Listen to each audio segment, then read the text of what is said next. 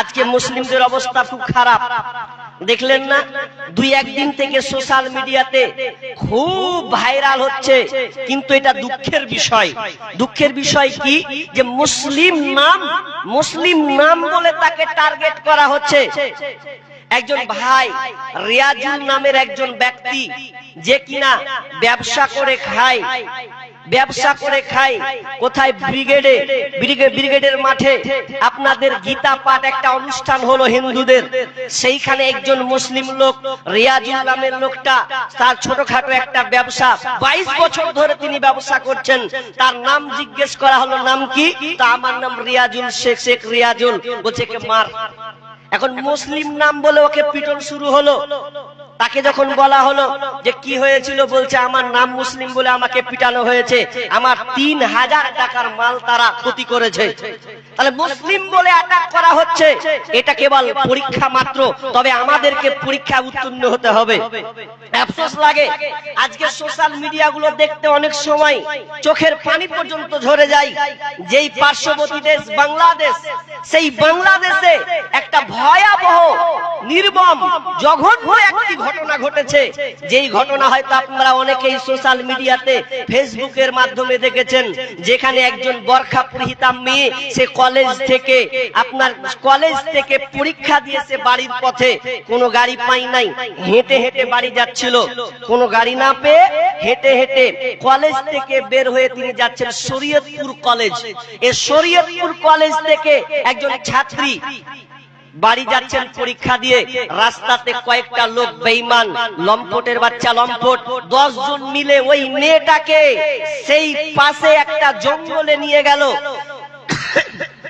পাশে ছেঁচিয়ে নিয়ে লোক বিদ্যমান দেখতে পাচ্ছে, মেয়েটার উপরে ধর্ষণ করে তাকে ছবি ভিডিও অনেক কিছু তারা নাকি ক্যাপচার করেছে, যেটা সোশ্যাল মিডিয়াতে পাওয়া গেল। মেয়েটা এত কান্না করছে, আপনি যদি তার কান্নাটা নেন, তিনি নিজেকে ছটফট করছেন। তার উপরে নির্মম ধর্ষণ চালানো হয়েছে। ওই মেয়েটা এখন সুবিচার পাচ্ছে না, তার সুবিচার নেই। অথচ তারা খুব গৌরব করে, বাংলাদেশের লোক ইন্ডিয়ানের দিকে চোখ মারে যে ভারতের মুসলমানের কি অবস্থা। আরে নিজের দেশের দিকে দেখ, একটা মেয়ে বোরখা পরিহিতা মেয়ে যদি সে নিরাপদ না হয়, তাহলে তুমি শেখ হাসিনাকে তাড়িয়ে তোমার কি লাভ হয়েছে? তোমাদের আন্দোলন করে তোমাদের কি লাভ হয়েছে? যদি একটা বোরখা পরিহিতা মেয়ে দিনের দিবালোকে সে যদি সুরক্ষা না পায়, তাকে ধর্ষণের কাতারে যেতে হয়, তাহলে এর মতো নির্লজ্জ দেশ আর পৃথিবীতে নাই। সে দেশে নাকি 96% মুসলিম, ভাবতে অবাক লাগে। অথচ আজকে সেই ডক্টর ইউনূসের তত্ত্বাবধানে তারা চলছেন, জালেম শাসক নাকি তাড়িয়ে দিয়েছেন। তো আমি মনে করি 1 বছরের সবচেয়ে বেশি মারাত্মক আমরা সোশ্যালে দেখতে পাচ্ছি। তো এগুলো কেন? নিজের দেশের তো তরকারি তেল দাও, ভারতকে নয়। আগে নিজেরটাকে দেখো। নিজের মেয়েদের সুরক্ষা নাই, আজ অমুকের বোন ধর্ষণে নিমজ্জিত হয়েছে, কাল তোমার বোন হবে না, কোন মানে আছে? আজকে কি অবস্থা হয়েছে? ইমানদের মুসলিমদেরকে বিভিন্ন বিপর্যয়ের মাধ্যমে কটাক্ষ করা হয়। তো আল্লাহ তাআলা বলছেন, আমি তোমাদেরকে পরীক্ষা করব, তোমরা যে ইমানদার কি করে বুঝবো? আপনি বাজারে যদি ভালো গামছা নেন, ভালো কাপড় নেন, তো কাপড়টাকে আপনি আগে দেখলেন ফুটা আছে না ছিঁড়া আছে, দেখেন না? দেখেন তো। আপনি পয়সা দিয়ে মাল নেবেন, তো দেখবেন না? দেখবেন, স্বাভাবিক। ঠিক তেমনি আল্লাহ বলছেন, তুমি কেমন ইমানদার ওটা আমি আগে নির্বাচন করব, যাচাই বাছাই করে নেব। কটা দিয়ে পরীক্ষা করবে? 5টা দিয়ে। কটা দিয়ে বললাম ভাই? 5টা দিয়ে আল্লাহ পরীক্ষা করবেন। তাহলে আমি চটচট করে 5টা গনিয়ে দিই। আল্লাহ রাব্বুল আলামিন বলেন, ওয়ালা নাবলুওয়ান্নাকুম বিশাইইন মিনাল খাউফ ওয়াল জু' ওয়া নাকসিম মিনাল আমওয়াল ওয়াল আনফুস ওয়াস সামারাত। আল্লাহ রাব্বুল আলামিন 5টা বিষয় দিয়ে ইমানদারদের পরীক্ষা করবেন। তুমি কেমন ইমানদার, আল্লাহ বলছেন আমি তোমাকে পরীক্ষা করব। ওয়ালা নাবলুওয়ান্নাকুম বিশাইইন মিনাল খাউফ, আল্লাহ বলছেন আমি সূরা বাকারা 155 নম্বর আয়াত, আল্লাহ বলছেন আমি পরীক্ষা করব রে। 1 নাম্বার তোমাকে ভয় ভীতি দিয়ে পরীক্ষা করব। তোমার উপরে জালেম শাসক দিয়ে ভয় ভীতি দিয়ে আমি আল্লাহ পরীক্ষা করব। তোমার সংসারে অনেক ভয় ভয় আসবে, এটা ভয় দিয়ে আমি আল্লাহ তোমাকে পরীক্ষা করব। তবে খবরদার, ভয় দিয়ে আমি আল্লাহ যখন পরীক্ষা করব রে, খবরদার তুমি ঈমান হারা হয়ে যেও না, ঈমান ছেড়ে যেন তোমরা বেলাইনে চলে যেও না। আমি আল্লাহ তোমার ঈমানকে পরীক্ষা করার জন্য, তোমার ঈমানের গভীরতা কতটা আছে এটা যাচাই বাছাই করার জন্য আমি আল্লাহ 1 নম্বরে আমি তোমাকে ভয় ভীতি দিয়ে পরীক্ষা করব। ভয় কেমন পরীক্ষা? আপনার উপর দিয়ে অনেক ঝড় আসবে, ভয় ভীতি আসবে। যেমন একটি ঘটনা আপনাকে বলি, বিশ্বনবীর জামানায় 2টা বড় দেশ, মারাত্মক শক্তিশালী দেশ ছিল। একটার নাম হচ্ছে ইরান আর একটার নাম হচ্ছে পারস্য। পারস্য আর ইরান, পারস্য এবং রোম এবং পারস্য, রোমান সম্রাট। রোমান একটা দেশ, বর্তমান নাম হলো ইতালি, আর পারস্যকে বর্তমানে বলা হয় ইরান। দুটি বড় শক্তিশালী দেশ। পূর্বাঞ্চলের নবীর জামানাতে শুরুর দিকে 2টা শক্তিশালী দেশ ছিল, একটা নাম পারস্য, রোমান পারস্য। সেই জামানায় 2টা বড় বড় ঘটনা আছে। একটা ঘটনা আমি আপনাকে বলছি, দ্বিতীয় আমিরুল মুমিনিন ওমর রাদিয়াল্লাহু তাআলা আনহুর জামানায় একটা সময় ছিল, যে সময় একটা বাদশা ছিল হিরাক্লিয়াস। এই রাজা, আরবিতে বলা হয় কেইসার। কেইসার রাজা হিরাক্লিয়াস, তিনি ছিলেন একজন রোমান সম্রাট। রোমান সম্রাট অর্থাৎ রোমান সম্রাট, তিনি ছিলেন রোমান, আপনার কিনা রোমান সম্রাট। সেই হিরাক্লিয়াস একদিন কি করলেন, তিনি দেখছেন যে আমিরুল মুমিনিন তাদের কাছে আমরা বিজয় হেরে যাব, আমরা জিততে পারবো না, তাদের ঈমানের শক্তি কিন্তু খুব প্রখর আছে, কঠিন আছে। তবে আমি তাদের ঈমানকে যাচাই বাছাই করার জন্য আমি তাদের ঈমানকে দেখবো, ওরা কোন কোয়ালিটির ঈমানদার। তখন তিনি কি বললেন, তাদের সেই সৈন্যদেরকে বললেন, হিরাক্লিয়াস বললেন, তাদের ওই মুসলিম সৈন্যদেরকে কোন দলকে অ্যাটাক করো, কোন একটা কাফেলাকে তোমরা অ্যাটাক করে নাও, আমি তাদের ভিতরে ঈমান কাকে পরীক্ষা করে দেখব। সেই সময় হিরাক্লিয়াস তাদের সৈন্যরা একটা দলকে অ্যাটাক করে নিল, 80 জন সহ, ওই জন্য একটা কাফেলাকে তারা অ্যাটাক করলো।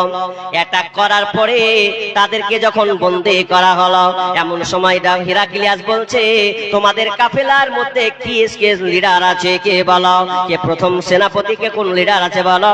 একজন দাঁড়িয়ে গেল, যার নাম হচ্ছে আব্দুল্লাহ বিন হুযাফা। আব্দুল্লাহ বিন হুযাফা দাঁড়িয়ে বলেন, আমি হলাম এদের লিডার। কি বলছেন বলেন? বলছে সামনে আসো। তাকে সামনে নিয়ে আসা হলো। আসার পর তাকে প্রথম চান্সে বলা হলো, তুমি ইসলাম ধর্ম ছেড়ে দাও, তুমি ইসলাম ধর্ম ছাড়ো। যদি তুমি ইসলাম ধর্ম ছেড়ে দাও তাহলে তোমার জন্য অনেক সুসংবাদ আছে। ইসলাম ধর্ম ছাড়বে, খ্রিস্টান ধর্মকে মেনে নেবে। যদি খ্রিস্টান ধর্ম মেনে নাও তাহলে তোমার জন্য বড় বড় 2খানা অফার আছে। নাম্বার 1, তুমি যদি খ্রিস্টান ধর্মকে মেনে নাও, ইসলামকে যদি তুমি পদত্যাগ করে দাও, ছেড়ে দাও, তাহলে তোমাকে আমি আমার অর্ধেক রাজত্ব আমি তোমার নামে লিখে দেব। শুধু তাই নয়, আমার সুন্দরী একটা মেয়ে আছে, সবচাইতে সুন্দরী মহিলা, ওই মহিলার সঙ্গে তোমার বিবাহ দিয়ে দেব। বলো তুমি রাজি আছে কিনা বলো। যেমনই কথা বলা আব্দুল্লাহ বিন হুযাফা পুলিশ তো কণ্ঠে বলছেন, ওরে শোনো বাদশা, আমি চাই না তোমার রাজত্ব, আমি চাই না, আমি তোমার মেয়েকে বিবাহ করতে চাই না। এক কথা, আমি ইসলামকে ছাড়বো না, কারণ আমি ইসলাম যে পেয়েছি এটা আমার কাছে সবচাইতে বড় সেরা হলো ইসলাম। আমি খ্রিস্টান ধর্ম কোনো মতে আমি মেনে নিব না। বাদশা হিরাক্লিয়াস বলছে, ওরে ওকে জেলে ভর। যখন ওকে জেলে ভরা হলো, জেলে ভরার পর সবগুলোকে এক একটাই যেন বন্দী করা হলো। শেষ মুহূর্তে আব্দুল্লাহ বিন হুযাফাকে এক সাইডে জেলে ভরা হলো। জেলে ভরে সকলকে বলা হলো, খবরদার আব্দুল্লাহ বিন হুযাফাকে যেন খাবার দেবে না, কোনো খাবার দেওয়া হবে না, না খেয়ে মরবে কিন্তু খাবার দেওয়া হবে না। এই জন্য খাবার দেওয়া হবে না। যদি সে এই খিদের জ্বালায়, এই কষ্টে যখন তৃষ্ণা আসবে, তখন ঠিক যেন খ্রিস্টান ধর্ম সে মেনে নেবে। 3 দিন পর্যন্ত খাবার নাই, 4 দিন পর্যন্ত খাবার নাই।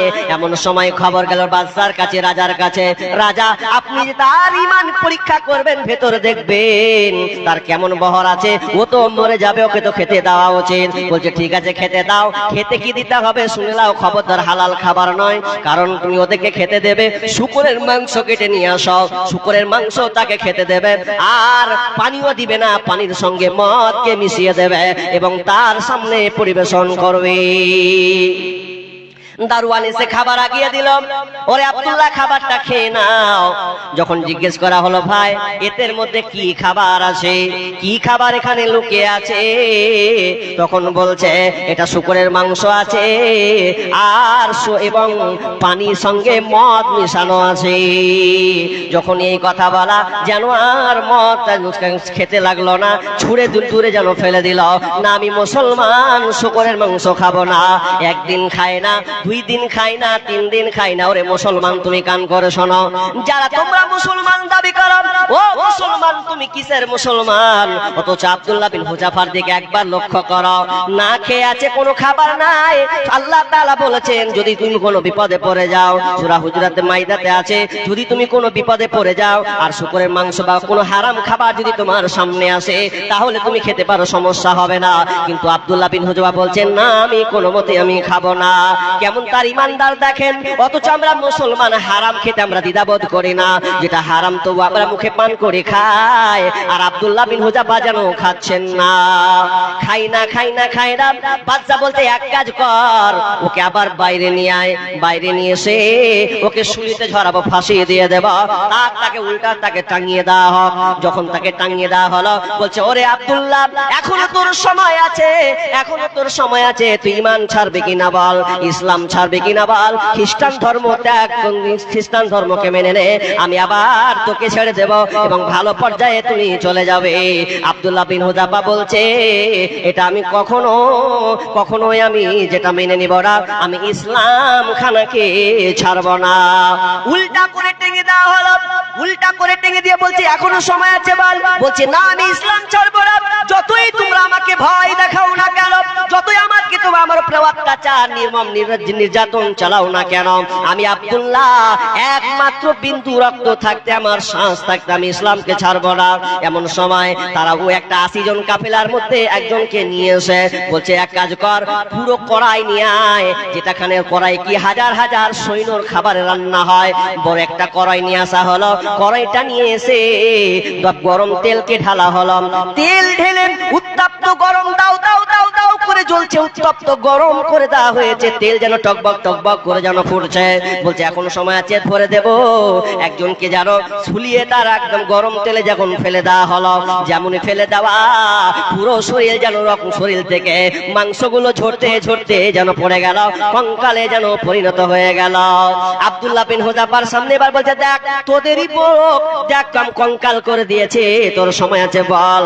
তখন তাকে যখন ফেলা হচ্ছে, ফেলা পড়ার সময় আব্দুল্লাহ বিন হুযাফার চোখ দিয়ে যেন পানি পড়েছে আর বলছে দাঁড়া দাঁড়া দাঁড়া দাঁড়া। আব্দুল্লাহ ভয় খেয়ে নিয়েছে, মনে হয় সে ভয় খেয়েছে, ওকে নামিয়ে দেয়। তখন বলছে তুমি নাকি এবার খ্রিস্টান ধর্ম মেনে নেবে? বলছেন না আমি ওই জন্যই আমি খ্রিস্টান ধর্ম মানবো না। কান্না করলে কেন, তোমার চোখে তো পানি দেখলাম। আব্দুল্লাহ বিন হুযাফা বলছে বাদশা রে তুমি যে আমার চোখে পানি দেখেছো এটা তোমাদের ভয়ে আমি চোখের পানি ফেলি নাই, বরং আমি আল্লাহকে স্মরণ করতে লাগলাম। আল্লাহ এই তেলে আর আমাকে একবার ফেলবা, আমি একবারই তো শেষ হয়ে যাব। আল্লাহ প্রত্যেকটা লোমের বিনিময়ে তুমি যে আমাকে হায়াত দাও, আমি হায়াত দাও প্রত্যেকটা লোমের বিনিময়ে, তাহলে এই প্রত্যেকটা লোমের বিনিময়ে যদি আমার জীবন দাও, আমি বারবার যদি আমাকে ফেলে তো আমাকে ভালো লাগবে, কিন্তু আমি কোনো মতে খ্রিস্টান ধর্মকে মেনে নিব না। তার মানে আল্লাহ তাকে ভয় ভীতি দিয়ে যেন পারলো না, থেকে হিরাক্লিয়াস যেন অবাক হয়ে গেলেন, আর আমরা ইমানে এদের ইমানের কাছে যেন আমরা ফেল হয়ে গেলাম।